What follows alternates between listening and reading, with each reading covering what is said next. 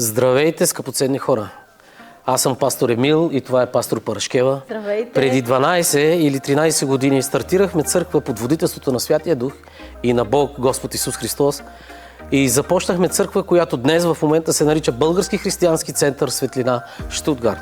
Нашето място в момента се намира в Индустриштрасе 3 Битихайм Бисинген, но всъщност тази църква в крайна сметка беше първото място, в което ние посетихме преди 20 години, когато Бог промени цялото ми сърце, промени животът ми и от тогава, откакто аз повярвах в Господ Исус Христос, никога и никога не съм спирал да говоря за Него. Защото за мен Исус е живот. За мен Исус е светлина.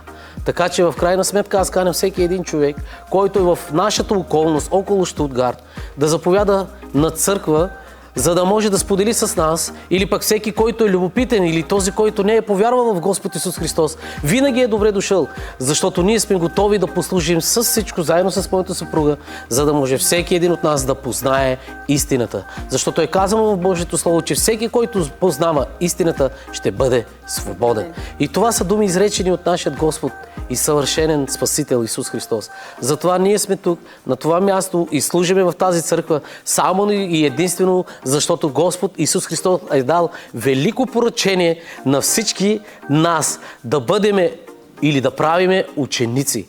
В Евангелието на Матей, 28 глава, в последния стих той казва така: отидете и правете ученици. И днес нашето задължение с моята скъпоценна съпруга е да правим ученици по цялото лице на земята, независимо, че ние сме намираме в Германия, независимо където и да сме, ние сме готови винаги да послужим на всеки един човек с една единствена цел, за да познаят Бога и Бог и истината да ги направи свободни.